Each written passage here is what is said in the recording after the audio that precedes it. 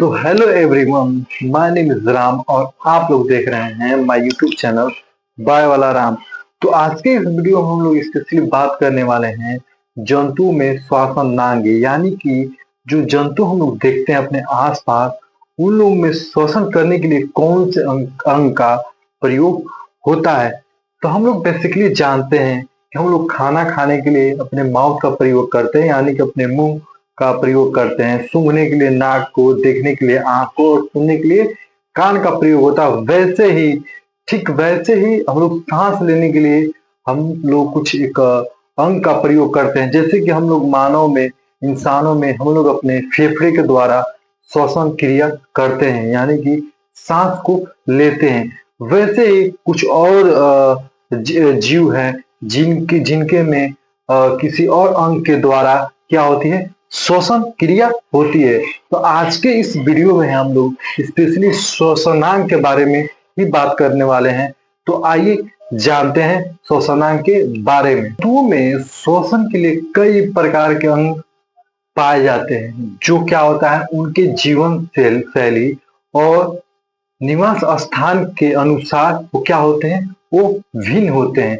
जैसे कि हम लोग इंसान हैं, तो हम लोग को श्वसन करने के लिए हम लोग के पास क्या है, फेफड़ा है।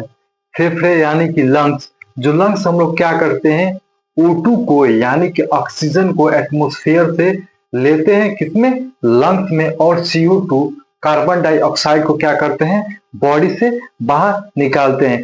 वो प्रोसेस जो होता है, ये जो प्रक्रिया होती है, वो किसमें होती है, फेफड़े में होती है। तो वैसे ही जो जीव है, भिन्न प्रकार के जीवों में अलग तरह के क्या होते हैं, श्वसन अंग होते हैं। तो आइए जानते हैं श्वसन अंग के बारे में। तो जो श्वसन अंग है, पहला है फेफड़ा, लंग्स। जो लंग्स होते हैं स्पेशली किसमें, मानव में या मनुष्य में, और क्या, स्थलीय जंतु जैसे कि मनुष्य, जो मनुष्य होता है, मानव होता है, उसमें, पक्षी में, और स्तनधारी और कुछ उभयचर। स्तनधारी मतलब कि एनिमल्स जैसे कि गाय भैंस, ये हो गया। उसके में क्या होता है, लंग्स होता है, जिसके द्वारा वो क्या करता है, श्वसन क्रिया करता है, यानी कि सांस को लेता है। वैसे उभयचर फेफड़ों का प्रयोग करता है। उभयचर मतलब क्या है, मेढक। जो मेढक होता है उसमें भी क्या होता है, लंग्स होता है, जिसके द्वारा वो क्या करता है, अपने श्वसन क्रिया को करता है। अगर हम लोग बात करें किसके बारे में, गलफड़े के बारे में, यानी गिल्स के बारे में, जो कि हम लोग सब कोई जानते हैं। गिल्स जो होती है वो क्या होती है, एक्वेटिक एनिमल्स में ही खास करके पाए जाते हैं। हम लोग मेनली एक्वेटिक जो पानी में जो रहने वाले जो जीव होते हैं, उनमें हम लोग गिल्स मेनली देखने को मिलता है। जैसे कि मछलियों में, जो मछलियां होती हैं वो एक्वेटिक एनिमल होती हैं, जो जल में रहती हैं।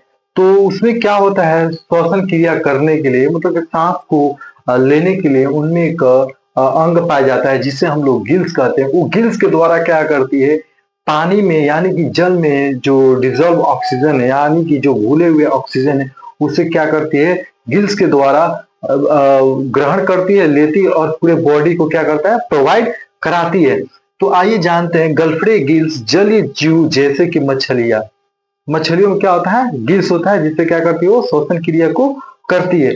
जैसे कशेरुकी और अकशेरुकी दोनों गलफड़े का प्रयोग करते हैं। कशेरुकी जो होते हैं क्या, जिसमें स्पाइनल कॉर्ड, मतलब कि जो जिसके पीछे रीढ़ की हड्डी होती है, बैकबोन जिसे बोलते हैं, जिसके पीछे बैकबोन होता है, उसे क्या बोलते हैं, कशेरुकी बोलते हैं। और अकशेरुकी किसे बोलते हैं, जिस जीव के पीछे, जिस जंतु के पीछे क्या होती है, बैकबोन नहीं होती है, उसे क्या बोलते हैं, अकशेरुकी बोलते हैं। दोनों गलफड़े का प्रयोग करते हैं। जैसे कि अकशेरुकी में आ गया आपका ऑक्टोपस आ गया, उसके बाद से हम लोग देखेंगे तो लीच आ गया, अर्थवर्म आ गया। ये क्या है, अकशेरुकी है। इन लोगों की पीठ पे क्या है, पीठ पे क्या नहीं है, बैकबोन नहीं है। तो अगर वहीं पे हम लोग बात करें त्वचा, यानी कि जो हम लोग की स्किन है, स्किन, तो वो कुछ जंतु ऐसे हैं जो अपनी स्किन से, यानी कि अपनी त्वचा के द्वारा क्या करते हैं, श्वसन क्रिया को करते हैं। उन लोगों में ये स्किन ही है जो क्या करता है, हम लोग जैसे फेफड़ा वर्क करता है, मानव में जैसे फेफड़े वर्क करते हैं, ऑक्सीजन को एटमॉस्फेयर से लेके बॉडी को प्रदान करना, उसको देना, और फिर क्या बॉडी से कार्बन डाइऑक्साइड यानी कि CO2 को लेके उसको बाहर निकालना। वैसे ठीक कुछ जंतु जो होते हैं, जीव जो होते हैं, वो क्या करते हैं अपनी स्किन से, जैसे कि हम लोग की स्किन है वैसे उन लोग की बॉडी की जो स्किन होती है वो क्या करते हैं ठीक गलफड़े के जैसे वो कार्य को करती है। वो क्या करती है, एटमॉस्फेयर से क्या करते हैं ऑक्सीजन को कैरी करती है। कैसे, आइए जानते हैं। जो त्वचा स्किन, कुछ जलीय और स्थलीय जीव जैसे मेढक, केचुआ त्वचा से शोषण करते हैं।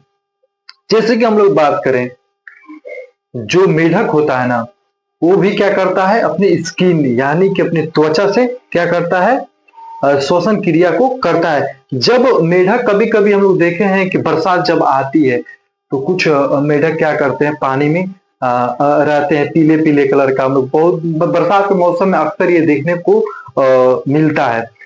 तो जब वो पानी में रहते हैं, बहुत देर तक डिप हुए रहते हैं, तो आखिरकार में वो अपने ऑक्सीजन लेते कैसे होंगे?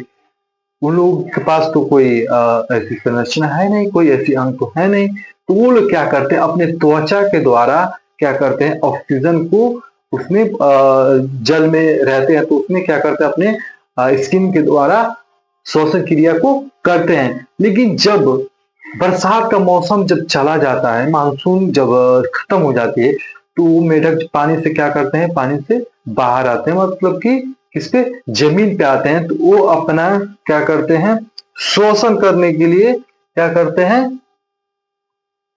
फेफड़ों का प्रयोग करते हैं। उन लोगों में फेफड़ा भी होता है और क्या स्किन के द्वारा भी वो क्या करते हैं अपना शोषण क्रिया करते हैं। और क्या, और कुछ ऐसे जो जीव है, जंतु है, जैसे कि केचुआ है, अर्थवर्म जिसे हम लोग केचुआ बोलते हैं, अर्थवर्म, वो भी क्या करता है अपनी स्किन से क्या करता है श्वसन क्रिया को करता है। तो आइए जानते हैं श्वास रंध्र और श्वास प्रणाली यानी कि ब्रीथिंग पोर्स या रेस्पिरेटरी ट्रैक्ट। ब्रीथिंग पोर, ब्रीथिंग पोर मतलब श्वसन करने वाले छोटे छोटे जो पोर होते हैं उससे हम लोग क्या कहते हैं ब्रीथिंग पोर कहते हैं या रेस्पिरेटरी ट्रैक्ट। तो कुछ कीड़े जैसे जंतुओं में श्वसन रंध्र और श्वास प्रणाली होते हैं जो ऑक्सीजन CO2 को सीधे शरीर में पहुंचाते हैं। जैसे कि हम लोग कुछ कीड़ों को देखते हैं उनमें क्या होता है श्वसन रंध्र और श्वास प्रणाली होता है। श्वसन रंध्र और श्वास प्रणाली होता है जो क्या करता है एटमॉस्फेयर से ऑक्सीजन को लेता है और डायरेक्ट क्या करता है बॉडी को ट्रांसफर कर देता है और उसमें से CO2 को लेके और बाहर निकाल देता है। तो ये रही कुछ जंतुओं में श्वसन अंग। तो आई होप, मुझे आशा है कि आप लोगों को मेरा एक छोटा सा लेक्चर अच्छा लगा होगा। अगर अच्छा लगा होगा तो वीडियो को लाइक जरूर करेंगे और हमारे चैनल को सब्सक्राइब जरूर करेंगे। मिलेंगे बहुत जल्द एक अगले वीडियो में, तब तक के लिए थैंक यू, धन्यवाद।